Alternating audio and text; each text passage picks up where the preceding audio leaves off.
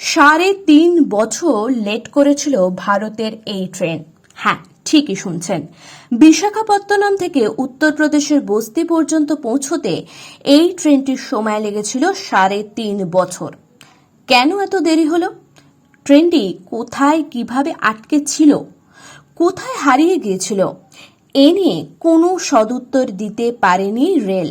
তাহলে চলুন জানা যাক কি ঘটেছিল আসলে। ভারতের ট্রেন লেট হওয়ার কথা প্রায় শোনা যায়।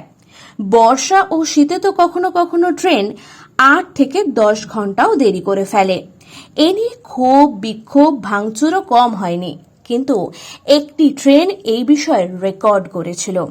কয়েক ঘন্টা বা কয়েক দিন নয়, ট্রেনটি কয়েক বছর দেরিতে পৌঁছেছিল গন্তব্যে। তবে এটা কোনো যাত্রীবাহী ট্রেন ছিল না, ছিল একটি মালগাড়ির ওয়াগন। 14 লক্ষ টাকা মূল্যের সার ছিল ওয়াগনটিতে। আশ্চর্যের বিষয় হলো, এই দেরির কোনো কারণ রেলওয়ে জানাতে পারেনি। 3.5 বছর ধরে ট্রেনটিকে কোথায় রাখা হয়েছিল তাও জানাতে পারেনি। সালটা 2014। রামচন্দ্রগুপ্ত নামে উত্তরপ্রদেশের বস্তি এলাকার এক ব্যবসায়ী বিশাখাপত্তনমের ইন্ডিয়ান পটাশ লিমিটেড থেকে সার আনার জন্য এই মালবাহী ট্রেনটি বুক করেছিলেন। ওই সালে নভেম্বর মাসে বিশাখাপত্তনম থেকে মালগাড়িটি ছেড়েও ছিল। বিশাখাপত্তনম থেকে বস্তির দূরত্ব 1400 কিলোমিটার। সাধারণত ওই দূরত্ব অতিক্রম করতে কোনো মালবাহী ট্রেনের সময় লাগত 42 ঘন্টা 13 মিনিট।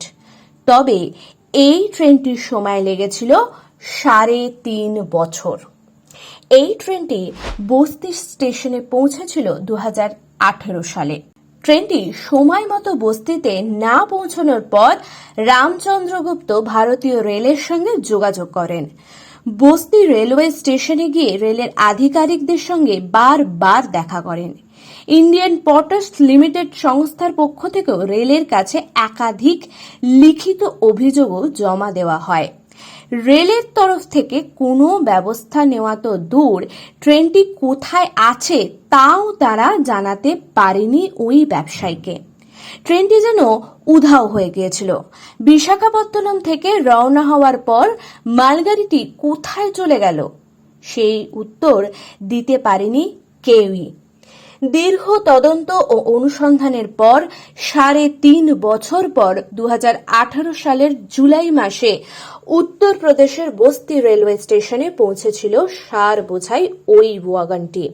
তবে ততদিনে সবটাই নষ্ট হয়ে গিয়েছিল। তাই ওই নষ্ট হওয়া সার গ্রহণ করতে চাননি রামচন্দ্রগুপ্ত। রামচন্দ্রগুপ্ত আগে থেকে পেমেন্ট করেননি, ফলে সার সংস্থাটির ক্ষতি হয়েছিল লক্ষ লক্ষ টাকা। এরপর আইনি লড়াই শুরু হয় ইন্ডিয়ান পটাশ লিমিটেড এবং ভারতীয় রেলের মধ্যে। সেই মামলার পরিণতি কি হয়েছিল তা জানা যায় না। উত্তর পূর্ব রেলের প্রধান জনসংযোগ আধিকারিক সঞ্জব যাদব জানিয়েছিলেন, কখনো কখনো কোনো ওয়াগন পুরনো হয়ে গেলে পুরো মালগাড়িটিরই দুর্ঘটনার মুখে পড়ার আশঙ্কা থাকে। তাই ওই বগিটিকে ইয়ার্ডে পাঠানো হয়।